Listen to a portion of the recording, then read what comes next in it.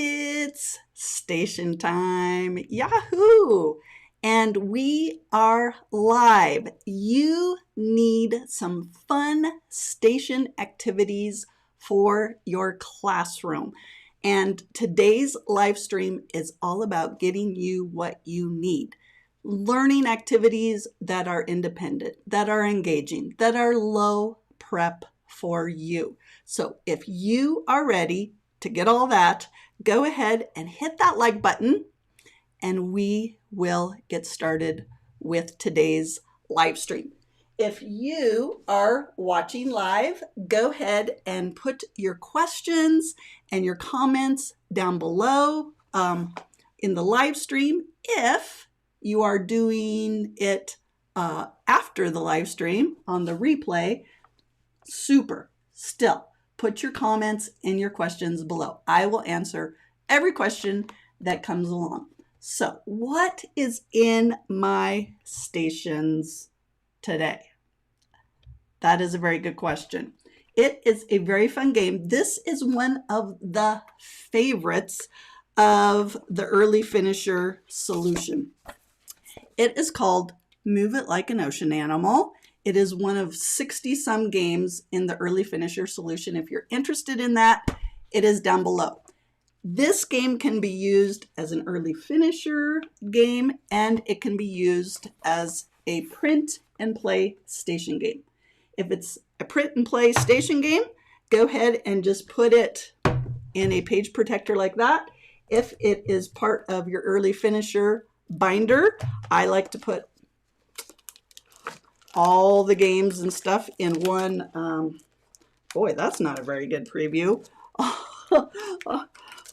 All their games in one binder, then they can just grab it when they're done and keep themselves busy learning. So let's go ahead and take a look at today's game. This, again, is also perfect for when you have a few minutes with your kiddos, like you have 4 minutes until recess and you're like, now what? 4 minutes when you teach 4, 5, 6, 7-year-olds, it can be rough. So to play this game, put it in a page protector.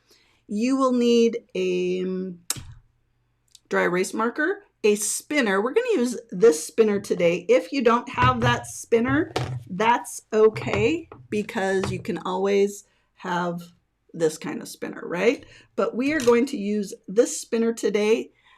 I find these are great when they stick onto that page protector. It makes it a little bit easier for the kids to spin, right? Sometimes that pencil paperclip thing, that can be tricky. So in order for it to work with this game, I'm going to go ahead and move my letters up here. So as you can see, this playmat, we are working on N and L. N, L, okay? And that just goes right there. I'm going to extend these lines out a little bit. So practice this first, like in morning message time, whole group, and then they will understand how to do it, okay? Simple, right? I bet you can already figure out how this is going to work. They spin, they get an N, let's say, and they find a picture that has an N as a beginning sound. They have to know the N sound. Nickel. N. Ah, we already found one, right? So they cross that out, because if they're playing in stations and they're playing partners, then you might want them playing against each other. When they find that, then they move it like an ocean animal. What ocean animal are they going to do? They're going to do the whale, right? So they're like, okay, what's a whale? Like, he's big and he moves slow.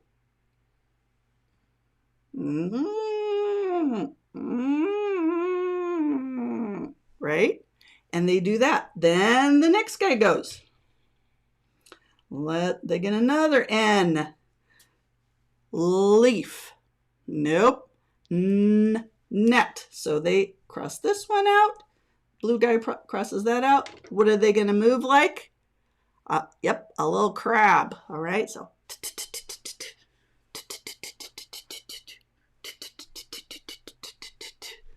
Okay, and they keep playing and playing and playing.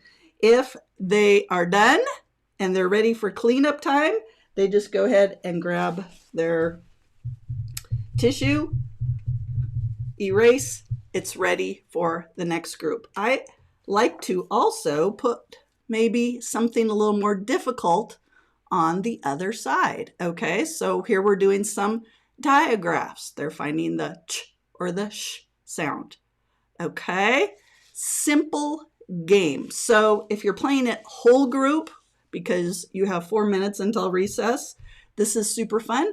You spin, they all say the sound, and they do the movement. Super fun. All right.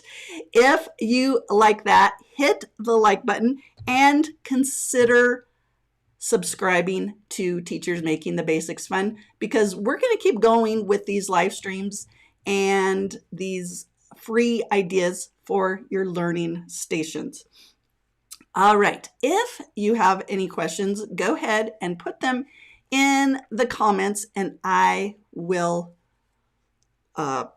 answer them. So one question that I get a lot is, what categories of stations do you have?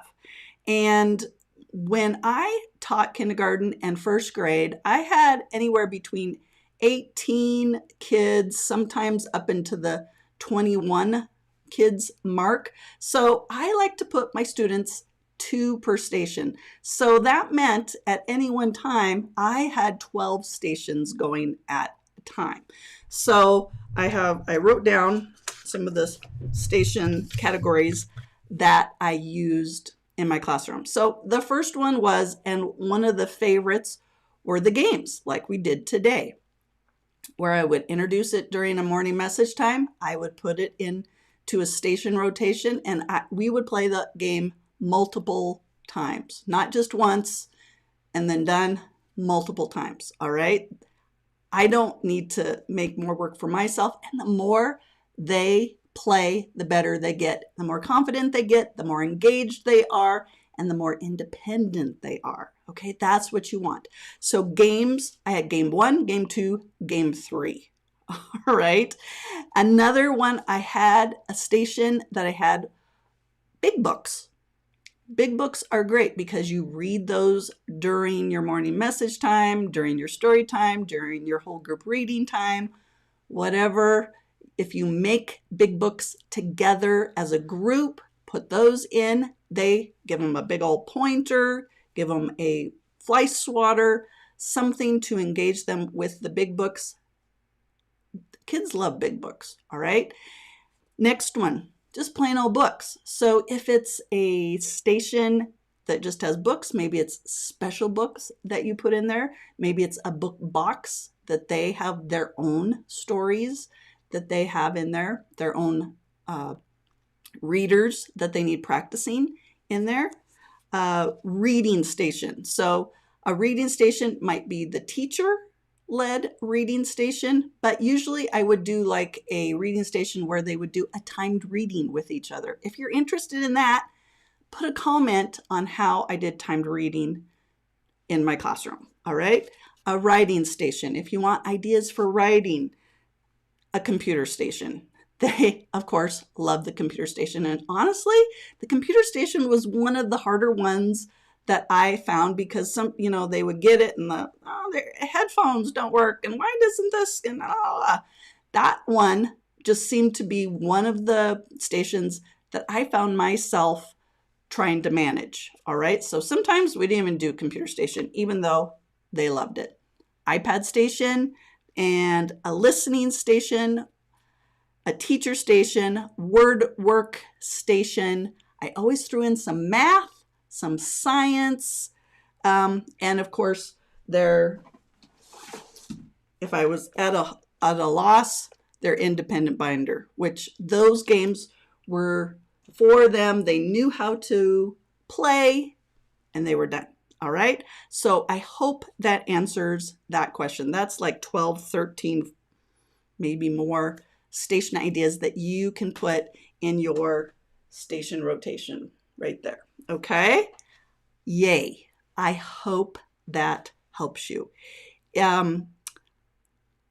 If you have any questions, go ahead and put them down below and I will get them answered. Next week, make sure you come because you are going to get, we've been doing some reading things, but next week I have another little freebie for you. Oh, I forgot to tell you how to get this freebie. The link is in the description down below. Just go ahead and click the link, fill out the information, you get the freebie. Next week, the freebie is fun. It's a little fact family game that the kids play. We will walk through that and you'll probably be getting a little freebie sample of that one too. I hope you like it. Remember to hit that like button if you are liking this content. If you have any questions about stations, please put them down below. I know I keep saying that, but I think that's really important. Okay. If you liked the little spinners, that is an affiliate link down below of how and where you can get those. All right. My name is Angie. I was in the classroom for 25 years. Loved doing stations. Usually did them twice a day. And I know what it's like to need station materials. I want you to remember that the creator of the universe loves you. And I think you're pretty amazing too. I will talk to you next week. Bye-bye.